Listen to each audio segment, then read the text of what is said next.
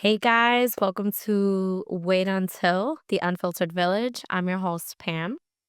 And I'm Sarah. Hello. Hola. Hola. So today we're gonna be yapping about the motherhood stigmas, more specifically, things that we were told while pregnant or things we were told postpartum. And a few of you actually submitted to this because we asked about it on our stories. So, Sarah, go ahead, share some. Okay, well, so should we start with our own or should we go with I our After I said that, I was like, "Oh, I should give one of mine." so Um, go ahead. Let's tell me yours. one of the ones that I got was when I was pregnant, people would constantly say to me, "Oh my god, you're so small. You're so tiny." And, like, they'd be like, "How many months are you?" And I would tell them, and they'd be like, "Oh my gosh, you're so small." And I didn't know if I was supposed to be taking that as a compliment or at some point, like, later in my pregnancy, I was like, "Oh my god, something's wrong." Because Yeah. Um, so that was a prolonged favorite. Uh, the other one of the other ones I had, and then we can kind of ping pong off of each other, was I was like 2 weeks postpartum and my son was crying. And, at that point, I'm sleep deprived and I'm like, okay, he wants the boob. So I like went to nurse him and a family member was like, oh, you don't want to get him used to that. You don't want to get him used to whenever he cries, he gets the boob. And at the time, I remember being like, what the fuck did you just say?" But I was so sleep deprived, and I was like, "Oh, they're so nice to me." I was so like, yeah. They'll I probably hear this and be like, "Oh my fucking god, that was me." I'm actually like shocked to hear that happen to you when you were 2 weeks postpartum. Did I hear that correctly? Yep. Yeah, because it was Memorial Day. Yeah, it was the weekend of Memorial Day. I'm still trying to process that was said to you. Like I'm still trying to process that. Yeah, I mean, I'm sorry that a 2-week-old is at the height of cluster feeding. My bad. My bad. I'm sorry that I was nursing my child? Like, what? I'm not really sorry for anyone that's listening to this. That's very heavy sarcasm. Wow. Yeah. Yeah, that's yeah. So I wanna go back to your first judgment about the size of your belly while Mhm. pregnant. Mm. Um, how about the fact that pregnant women are constantly being like, the comments about pregnant women to their face is always regarding how they look? It's like, "Oh, you Yeah. look so good." What does that mean, "I look so good"? I So, don't understand what that means. Like, I'm "Oh, not defending okay." this in any capacity, just to be clear, but I think it's centered around the The weight gain or where you're gaining the weight, because that's how I take it.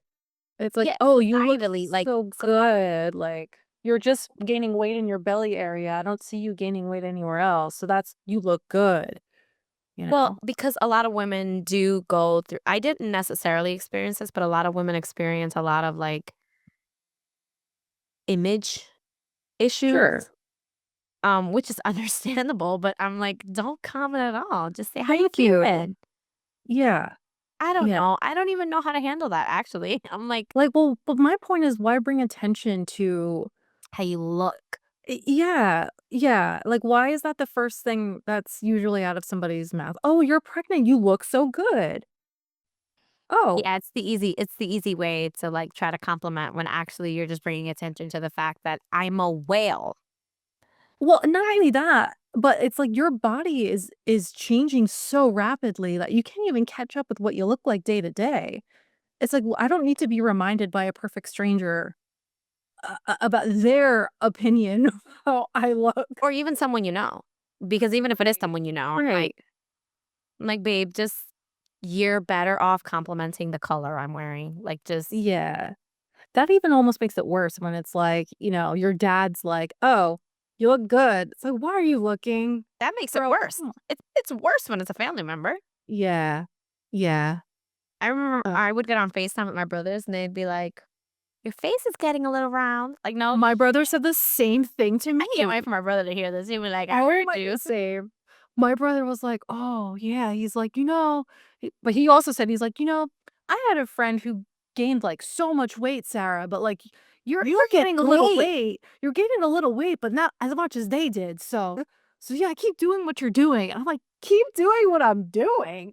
I'm Y'all just are growing a whole human being right here. Like, okay, thank you for the pep talk, man." confidence boost? I don't know what we're saying thank you to, honestly. Yeah, no, I don't know. But yeah, I mean, I guess as I got larger and larger and A I larger gained and larger is crazy.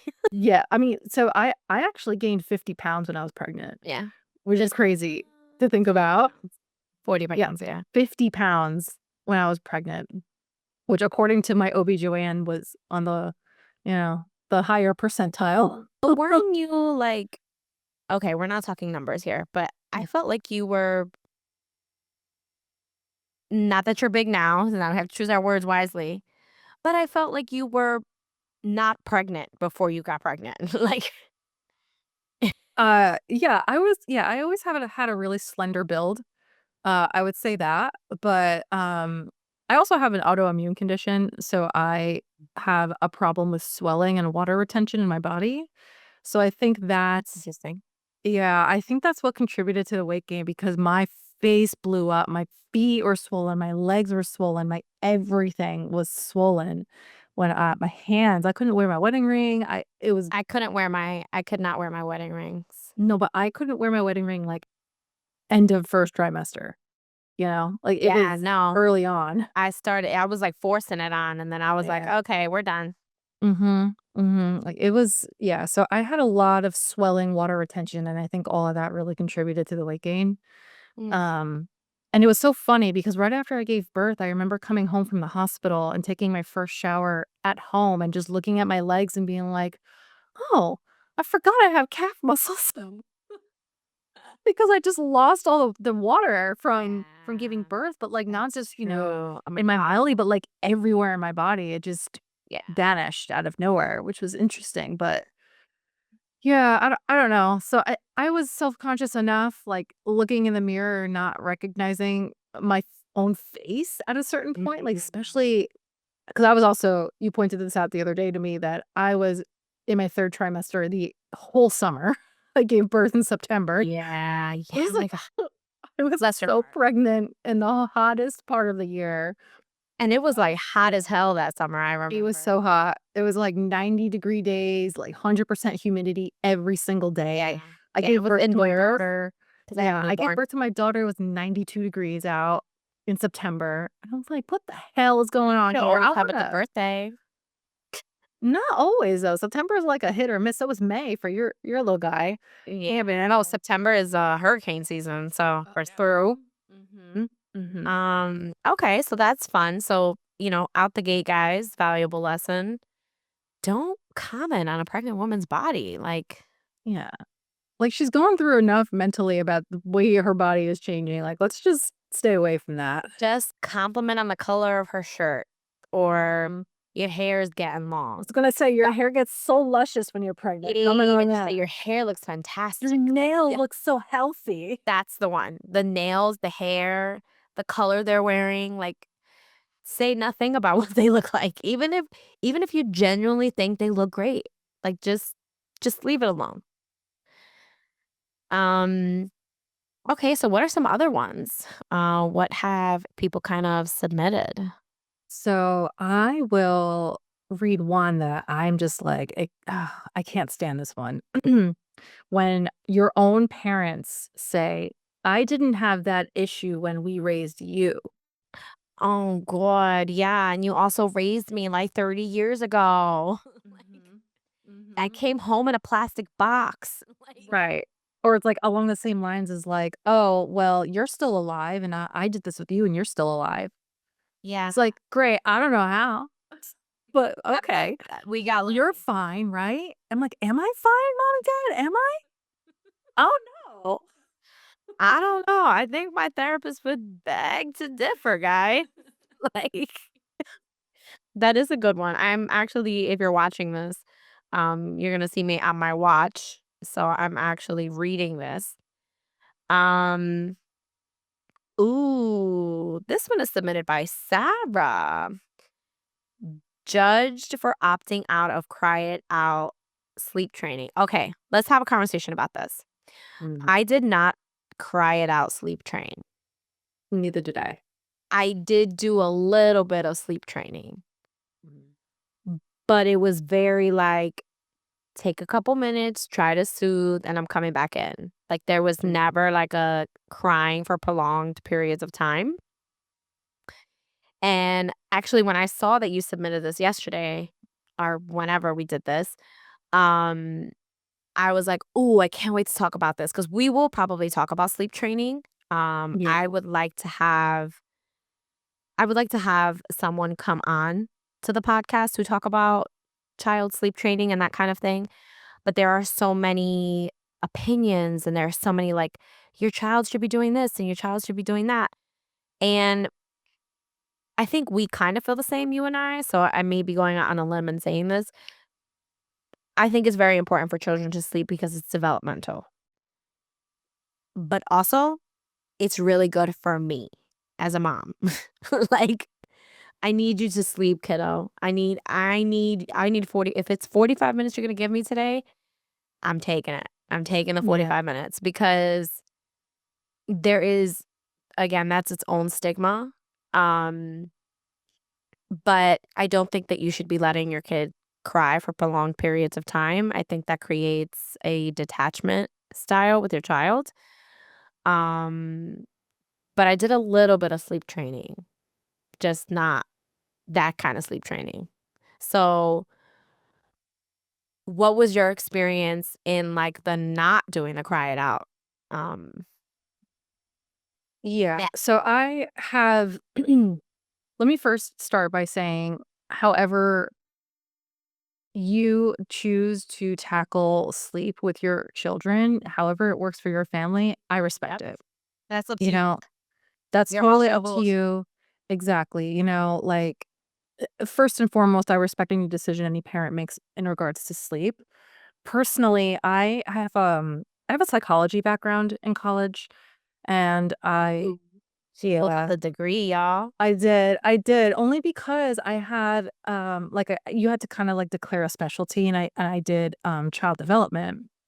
So I did a lot of Okay. research about this kind of Do I stuff. know you at all? I couldn't know I that. don't, I don't really talk a lot about my like, okay, so I got into psychology, uh, 'Cause I just psychology is great. I like psychology. but I didn't get into it because I wanted to. I got into it because I needed to get out of It's college in 4 intriguing. years, and I changed my major in the middle. So I was like, "Ooh, what is the fastest major I could do?" And it was psychology. Thankfully, I found it interesting. But Yeah, anyway, good. um, yeah, there was a lot of studying on attachment styles and when attachment styles develop, and that's in infancy, believe it or not, is in Mhm. infancy. So, knowing what I know, and continuing to follow up on current research, because 'cause I've been out of college a while now. Just a little Um, bit, just a little bit. just a little bit. Um, I still am a very firm believer that, in my household, we will never ever practice cry it out, in any capacity. Um, yes, there is a level of crying involved in how I my husband and I, help our child go to sleep. We do something called the chair method, or at least we started doing the chair method, Mhm. where it's you put them in the crib awake, and, you lay next to them or sit next to them with your hand physically touching them. So Mm. whether it's holding their hand or patting their back or whatever, caressing them, you are there. They're not being rocked to sleep by you, but you are there and you're still offering a physical soothing. Yeah, yeah. And, what the idea of the chair method is, you're supposed to remove pieces of that support. So instead of touching and laying next to, you remove your touch and you just lay next to them. And then eventually you stop laying next to them and then you sit on a chair across the room. So you're still there. They may be crying because they want to touch you or they want to know that you're right next to them, but they're not alone wondering if you're going to come for some sort of soothing or support. Um, so at least they know that their safety net, which is the parent, is still there. It's just they're learning how to tolerate a transition into sleep that's not completely parent involved. And then eventually you move the chair closer and closer to their bedroom door, and then eventually you are out of the room. This can take a couple of weeks or it can take a couple of months. My husband and I got stuck on step 1. So the way we get our daughter to sleep is we lay next to the crib and hold her hand. All she needs is a hand to hold. She's usually done in like 10 minutes. I'm gonna Yeah. throw up. That's so cute. It's cute, and it's like you mentioned, the sleep thing, yes, I love that my daughter I need my daughter to go to sleep for my sanity, but, like, also, I need that quiet, beautiful moment right before she goes to sleep, just knowing that, like, she's falling asleep holding my hand is just so sweet. She won't always want to do that, you know? Man. So, that's where we're at, and it really doesn't take us long at this point. We were doing it about a year. And, it doesn't take long. Like, for naps, she's down in 5 minutes like that. For bedtime, a Yeah, little bit, because sh you know when she's it's like, a system, like, yeah, she is trained in a way to know that this is how she falls asleep. Now, if I wanted to continue the chair method, which we're going to have to eventually, like, then it's going to be a couple of weeks of her having a hard time with the transition, but us still being there during the yeah, transition. So that's the way we choose to do it in our house. Again, like in our household, crying out is not ever going to be a thing, but I am very judged for it. I am very, very judged for not letting her fall asleep independently by everybody I know, pretty much. It's like, have you yeah. thought about sleep training? Why don't you sleep train? Why don't you? She's gonna That have to is learn your how to sleep cry it training out. now. And let me tell you, to the point where my therapist was like, "You're going to have to do cry it out. You just have to do it. Rip off the Like, Band-Aid and just do it." And I'm like, "No, I can't. no. I'm not doing it. I'm sorry." You know? So No, that's there is a berry, just so we know where we're at in this in this point of the day where I'm saying berry instead of berry. There is a very big thing on the internet community amongst moms where I'm gonna say a few names. There's like taking care of babies. Um, I'll admit I followed some of the taking care of babies, especially in the very beginning, as far as like understanding wake windows in accordance to like the age he was and that kind of a thing. I have a friend who she's kind of like my sleep with children buddy because I've seen her sleep train both of her kids, and for the most part, like anyone's kids, her kids go down like, "Oh, okay, this is a routine, bath, pajamas, book, time to lay down." Like that's generally their routine, and I saw her do that. And I saw her do that where like some of our friends don't have that with their kids. And when they're little, it's like chaos all the time. You know what I mean? And it sounds like number 1, you don't have chaos, but we still have a routine. We still do bath. you We have a still do routine. pajamas, And I think that's lotion. important. I think the Yeah, routine thing is the important. book, and then we lay her down, you know? Yeah. Yeah, that so I will say that there's a lot of discourse on the online community specifically about taking care of babies and like I don't really fully know the like full out discourse about it. I know some of it is about crying it out.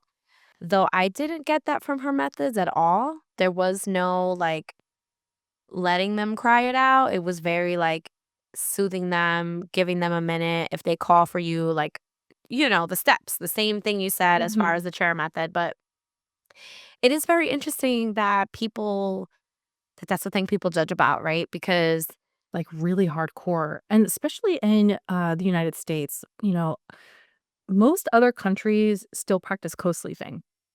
yeah, they do. So, yeah, like, the independent sleep thing is a very America thing. It's a very American thing. Because there's no paid maternity leave, and everyone's rushing to go back to work, so mommy Right. needs to go to sleep.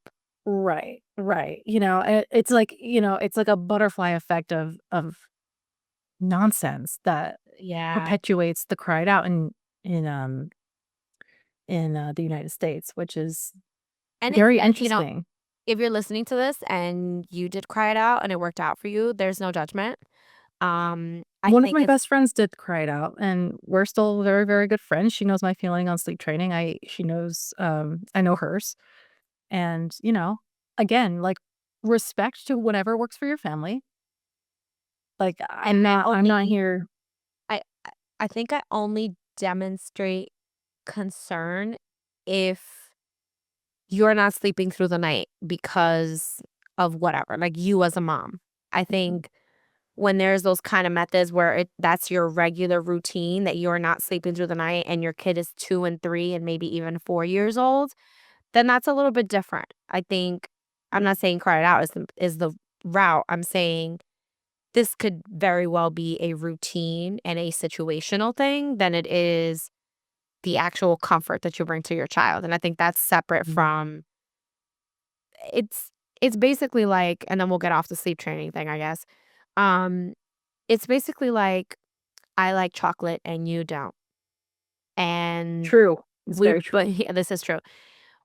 We still like dessert, just my dessert's gonna have chocolate and yours probably won't, but at the end Right. of the day, we still get a sugar high, like, we're That's still sugar. one way or another, the kids are gonna sleep, Yeah, and the the kid's kid gonna sleep. one way or another, they're going to learn to sleep independently. I'm like, "So, Pam, do you still sleep with your parents?"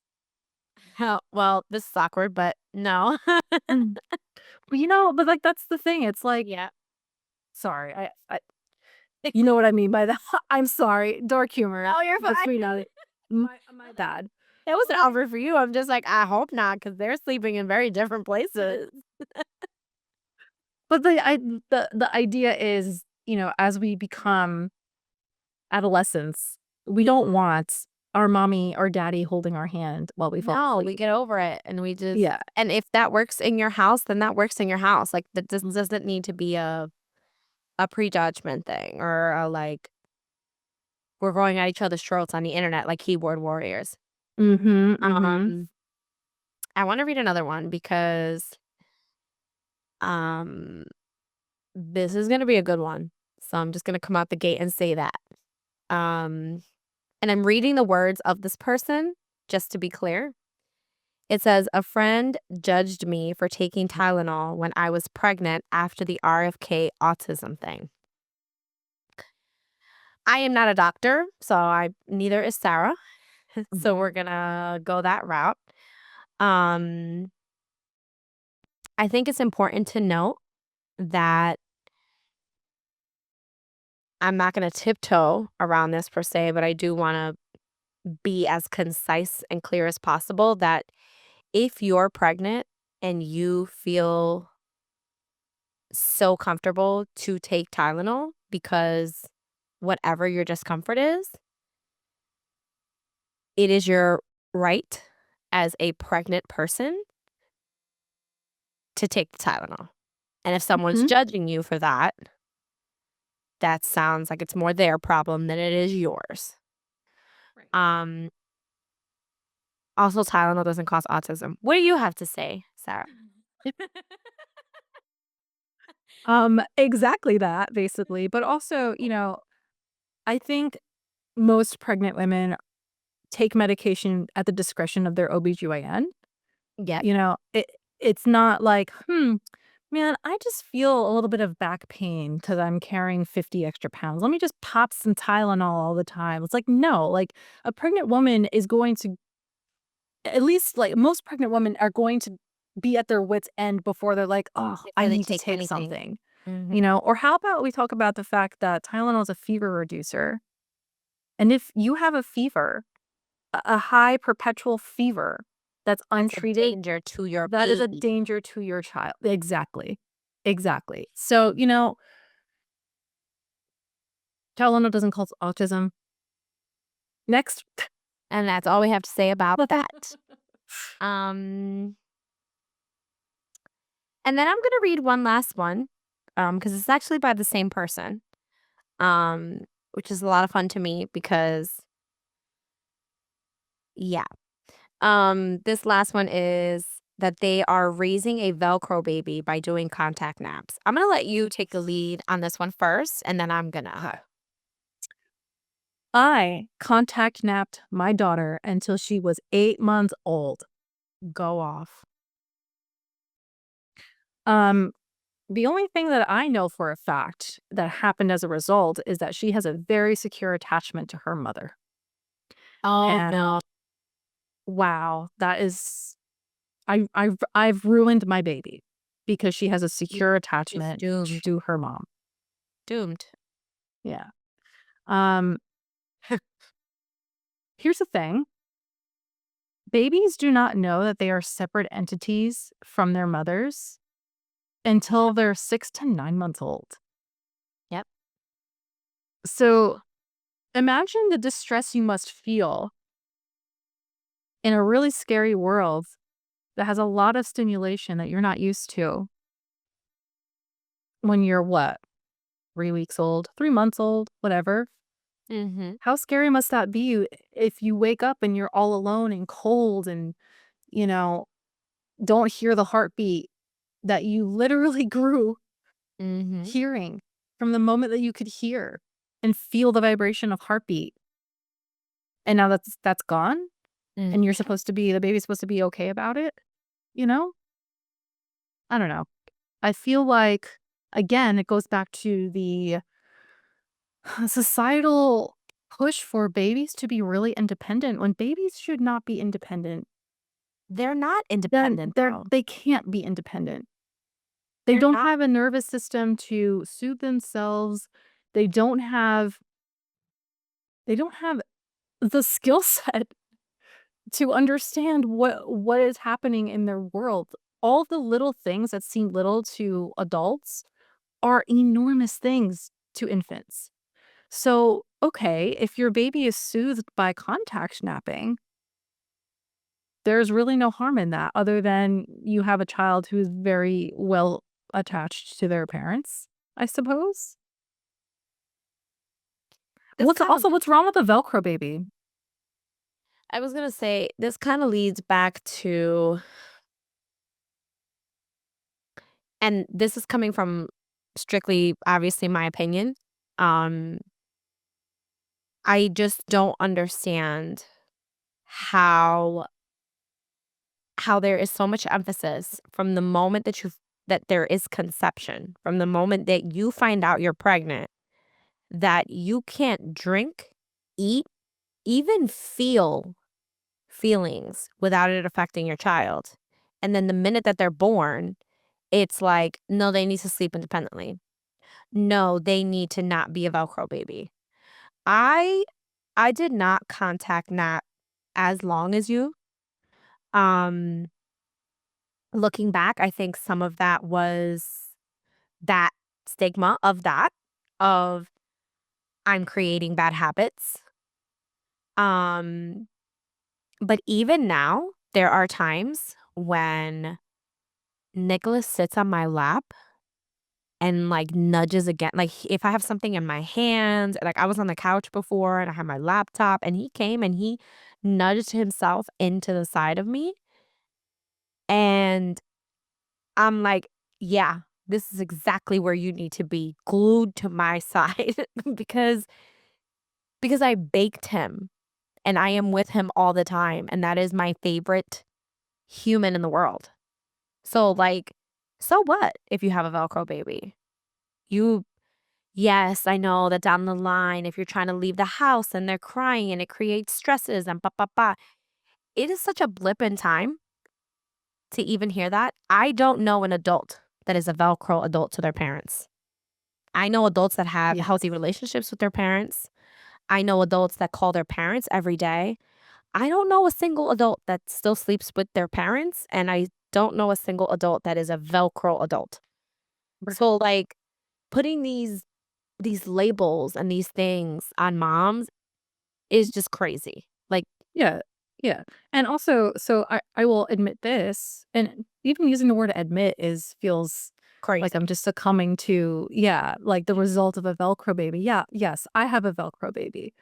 I Yes, it's love her. because She's so cute. she's the best. She's so sweet. Yeah. You know, I have a Velcro baby because she contact napped with her mom, and she's 19 months, and she's still breastfed, and she's I work from home with her. She does not go to daycare, so I am with her all the time. So she's very attached to me. And yeah, if I go to the other room, she gets upset. If I leave the house to go in the backyard to plant some pumpkins because that's what I like to do, Mhm. she's upset, you know? But it's also this is teaching her frustration tolerance, Yep. me leaving and coming back and teaching her, "Hey, I'm always going to come back." Number 1. It's building security in herself, like, she is confident in like, she's learning to be confident in trusting her parents, her Yeah. caregivers. Yeah. So, when That she's safety, older, that yeah, trust. exactly. So, when she's an adolescent or a teenager or in college and she finds herself in some trouble, she's going to feel safe reaching out to her mom or her dad because her mom and dad were always there for her when she needed it.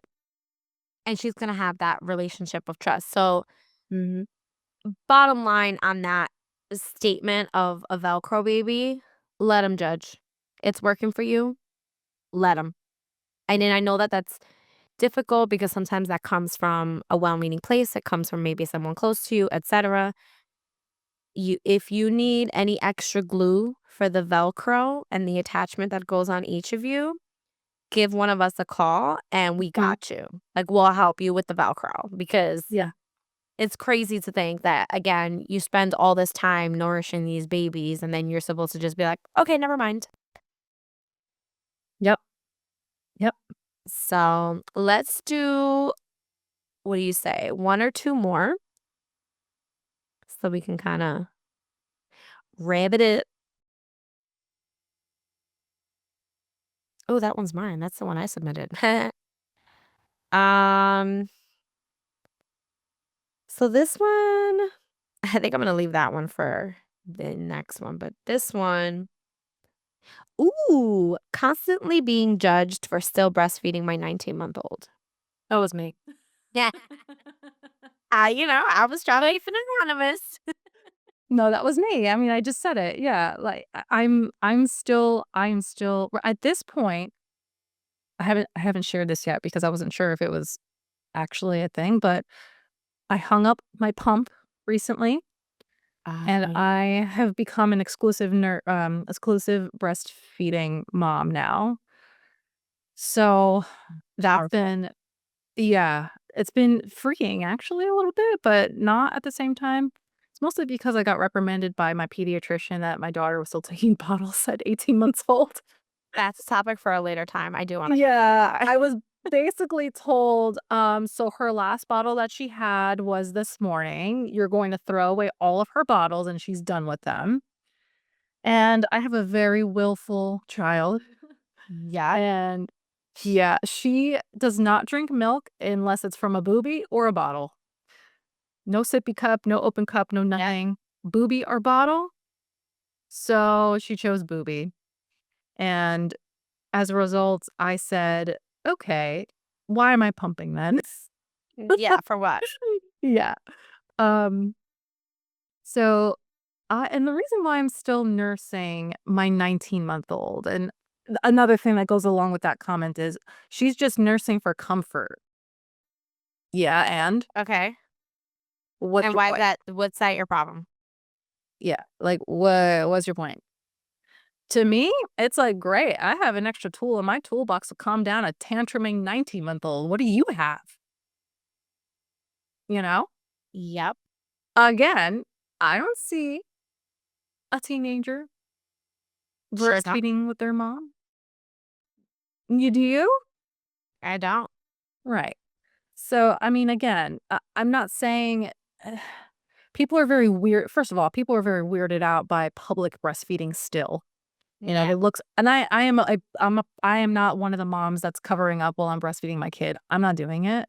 Personally, I'm feeding my child. At If you this wanna point, for what? sexualize that, you wanna sexualize me for doing that, that's a you problem, that's not a me problem. Right. So if you're made uncomfortable by me, literally doing the most natural thing a woman can do, again, a you problem. Uh, It's up to you, yep. yeah. Um, but yeah, it's comfort. It's comfort for her. I don't know why that's a bad thing. I don't know why offering my baby, she is still a baby. She's not even Yeah. 2 years old.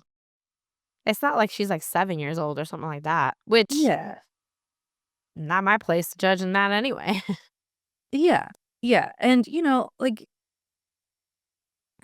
I don't know. I just again, it goes back. It's the same. It's the common theme. All of these stigmas, as we're Mhm. talking about it, I'm realizing all of these stigmas have the common theme of pushing independence on babies. It's all the same at the end of the My day. so my kid is the same as yours as far as, like, he won't take the bottle, and, like, he won't drink Mhm. milk in a bottle or a Or sippy cup cup. or anything. Mhm.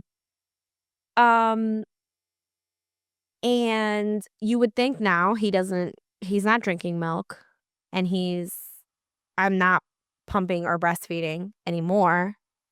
You would think almost like he doesn't need me for anything. Ha, ha, Mm. ha. That kid walks up to the refrigerator and says, "Cheese, please," because he can't reach it. He's like, "Yogurt, yogurt."